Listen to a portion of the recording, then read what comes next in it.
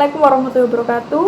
Perkenalkan, nama saya Sulistianawati. Saya dari Prodi S1 Sistem Informasi dengan NIM 18051214001. Di kesempatan kali ini saya akan menyampaikan hasil review saya dari bab 4, yakni 4 pengendalian prosedur dan keamanan orang.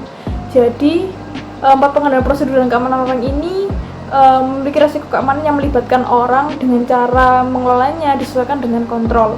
Nah, terdapat 3 jenis kontrol utama, yakni fisik, prosedural, dan kontrol produk atau teknis. Nah, ISO 2701 ini berisi 133 kontrol yang di dalamnya terdapat 39 grup fungsional. Nah, untuk yang pertama, subbab yang pertama yakni adalah people atau orangnya. Nah, ini setiap orang ini berada di organisasi yang perlu dididik, dimotivasi, dan diatur dengan tepat dalam budaya jaminan. Nah, budaya keamanan dalam organisasi. Nah, jaminan organisasi ini tidak akan berguna apabila orang yang ditugaskan tidak sadar akan keamanan. Oleh karena itu, perlu menyadarkan mengenai bagaimana sih untuk memastikan aset informasi itu terlindungi. Dan arahan ini harus didapatkan dari puncak organisasi melalui dokumen kebijakan, keamanan informasi yang mengatakan bahwa jaminan informasi ini merupakan prioritas dan tanggung jawab setiap orang. Nah, jika orang dalam organisasi tersebut tidak yakin, selanjutnya itu dapat berkonsultasi dengan manajer keamanan informasi untuk meminta nasihat. Nah, lebih dari 50% insiden jaminan ini disebabkan oleh tindakan yang tidak tepat dari staf organisasi karena kurangnya kesadaran akan keamanan. Itu. Lalu kesadaran keamanan ini, agar setiap orang yang menyadari pentingnya kesadaran keamanan ini, harus ada program pelatihan untuk semua karyawan yang dimasukkan sebagai bagian dari program pelatihan induksi. Nah, pelatihan ini juga termasuk pelatihan tentang undang-undang dan peraturan industri tertentu yang berlaku untuk organisasi. Nah, kontrak kerja. Nah, kontrak kerja itu apa sih? Nah, kontrak kerja itu merupakan sebuah dokumen yang sangat-sangat penting untuk menentukan syarat dan ketentuan kerja, termasuk tanggung jawab karyawan terhadap organisasi dan siapapun yang berinteraksi dengan mereka. Selain itu, dokumen itu tersebut juga menjelaskan kewajiban yang dimiliki oleh organisasi terhadap karyawan, baik itu digaji, baik mengenai gaji, cuti, penyakit, pelatihan, dan perlindungan kesehatan, dan masih banyak yang lainnya. Selain itu, ada kontrak layanan dan usaha keamanan. Nah, kontrak layanan dan keamanan ini biasanya itu ditujukan dengan pemasok dan pelanggan yang di dalamnya telah ditentukan mengenai standar tertentu dan konveksi penamaan. Nah, dokumen ini dapat diubah dengan persetujuan bersama tanpa harus melakukan negosiasi ulang kontrak. Nah, detail keamanan dokumen ini terdapat dalam surat aspek keamanan yang seringkali disertakan sebagai lampiran kontrak dan dikeluarkan oleh klien kepada penyedia layanan. Lalu kode etik. Nah, kode etik ini tidak hanya sebatas mengenai jaminan informasi seperti kerahasiaan, integritas, dan ketersediaan. Namun kode etik ini lebih dari itu, seperti perilaku yang diharapkan dari karyawan dalam berurusan dengan satu sama lain dengan orang lain, pelanggan, pemasok, atau orang lainnya gitu. Terus kebijakan penggunaan yang dapat diterima.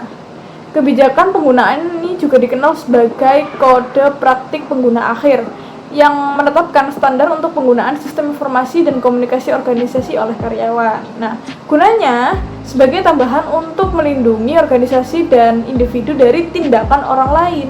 Nah, kebijakan ini juga dapat membantu melindungi staf dari pelecehan atau malpraktek oleh pemberi kerja dan karyawan lain. Manajemen harus menjelaskan isi dalam dokumen ini mengenai tingkat pelanggarannya.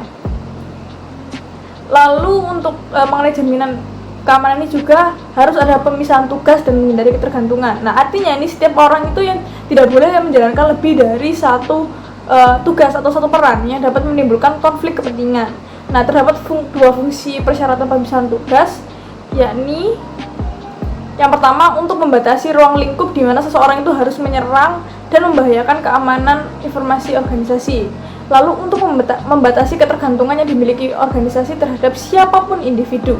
Artinya jika sebuah organisasi bergantung pada pengetahuan atau keterampilan satu orang, lalu orang tersebut mengundurkan diri, maka organisasi tersebut akan mendapatkan masalah yang nyata. Nah, dokumentasi yang baik dan selalu diperbarui dapat membantu untuk mengatasi hal ini gitu. Nah, kewajiban memasok barang dan jasa pihak ketiga. Nah, kontrak ini mencakup aspek jaminan informasi dari data layanan yang terkait, Pemilik informasi memiliki tugas tugas kepedulian yang mengikat secara hukum untuk memastikan bahwa badan eksternal ini kompeten untuk memproses data secara aman dan mematuhi standar tinggi ketentuan tinggi ini. Ketentuan kewajiban ini memiliki dua manfaat bagi pemilik data. Yang pertama, yakni mengelola resiko kehilangan niat baik dan hukuman atau korektif tindakan sebagai akibat dari pelanggaran keamanan informasi. Lalu mengelola risiko membiarkan organisasi terkena dampak dari peristiwa risiko kelangsungan bisnis yang terjadi di pemasok. Gitu. Nah, untuk sebab yang kedua, yakni kita akan menjelaskan mengenai user access control, yakni merupakan sebuah pengendalian tindakan jaminan informasi dalam suatu organisasi yang berisi dasar kontrol lain atau kontrol akses. Untuk yang pertama, mekanisme autentikasi dan otorisasi. Nah, proses ini juga disebut dengan akronim IDNA. Nah, singkatan dari Identification and Authentication. Nah, pertama, pengguna harus memberitahu siapa yang diidentifikasi dengan memasukkan nama unik sistem. Nah, nanti sistem akan membuktikan identitas dengan memberikan pengetahuan yang hanya diketahui oleh individu yang diklaim. Nah, sistem akan membandingkan data yang diterima dengan nilai yang dimiliki, dan apabila setuju, sistem akan dapat diakses. Nah, yang kedua, kata sandi yang harus diingat oleh pengguna dan sifatnya rahasia. Nah, pertahanan tradisional dengan memberikan kesempatan 3 kali ini memasukkan kata sandi dan menguncinya apabila gagal memasukkan kata sandi yang benar. Jika 3 kali berturut-turut tuh. Namun cara ini masih belum efektif, teman-teman, karena masih banyak di luar sana itu yang seperti mudahnya buat dibobol, dan kadang kan ada yang terjadi penipuan melalui telepon seperti itu. Nah, oleh karena itu saat ini digunakan pengamanan yang lebih efektif dengan menggunakan autentikasi 2 faktor, yakni dengan memasukkan kata sandi dan kode token yang terdiri dari 6 digit yang akan berubah setiap 60 detik gitu. Nah, autentikasi yang lain ini saat ini mulai diterima, yakni biometrik. Nah, penggunaan karakteristik individu yang unik seperti sidik jari, tanda tangan, atau suara. Nah, keunggulan biometrik ini dari autentikasi yang lain yakni adalah gratis dan sangat sulit untuk dicuri dan hilang. Nah, orang yang diautentikasi harus hadir secara fisik di titik identifikasi. Selanjutnya, mengurangi kebutuhan mengingat kata sandi. Nah, dan yang terakhir itu tidak dapat ditulis dalam selembar kertas gitu.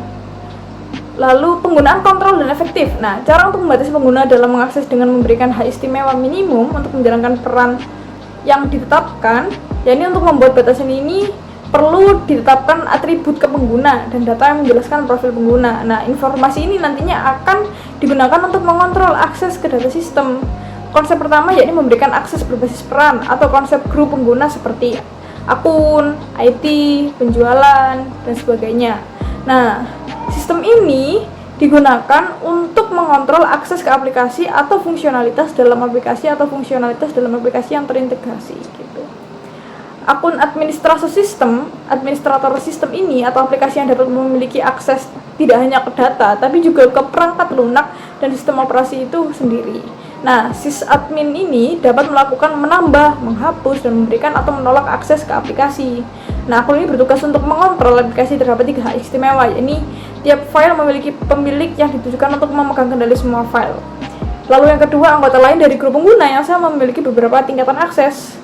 Nah, untuk tingkatan aksesnya nanti akan dijelaskan lebih jelas di penjelasan berikutnya. Lalu pengguna lain di grup lain juga memiliki akses. Nah, tadi kan kita ngomong tentang masalah tingkatan. Nah, ini ada tingkatan perincian yang dimiliki pengguna nih.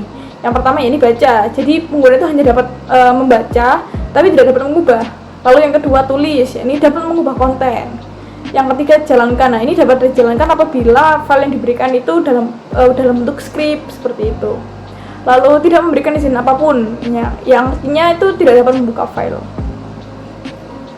Nama yang memiliki fungsi berbeda dari satu sistem ke sistem operasi lainnya. Nah, atribut pada file seperti user.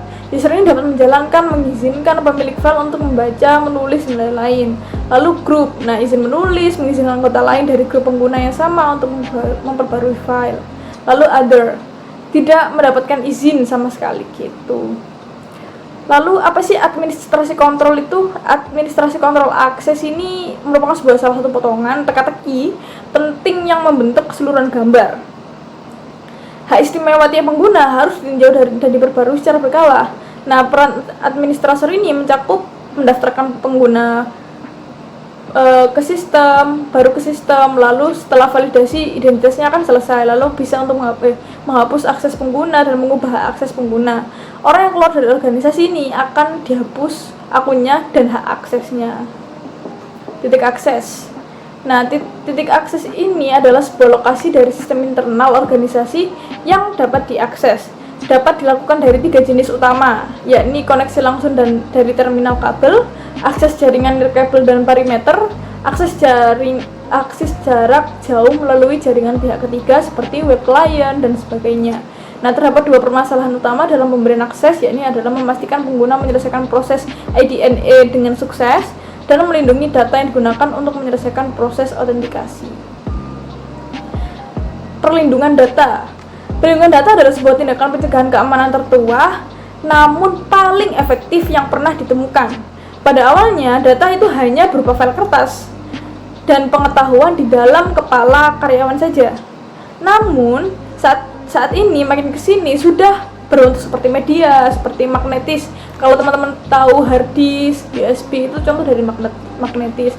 Lalu media optik seperti CD, DVD, lalu kertas ini catatan tulisan tangan, dan data di jaringan wifi dan frekuensi radio, email, dan media sosial. Nah, media sosial kan banyak, ada Facebook, Twitter, Instagram, dan masih banyak yang lainnya.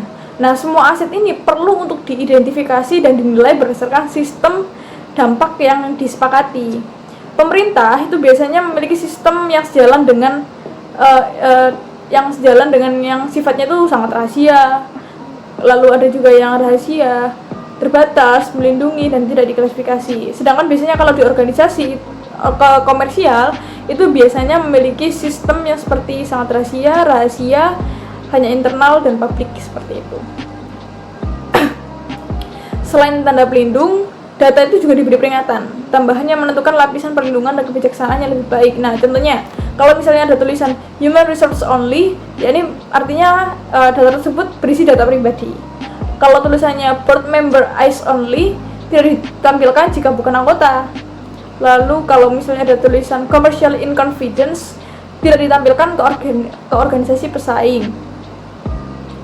Dan yang terakhir, kalau ada tulisan intellectual property, berarti ini patuh terhadap aturan kerahasiaan dan kemungkinan itu menunggu permohonan patennya gitu.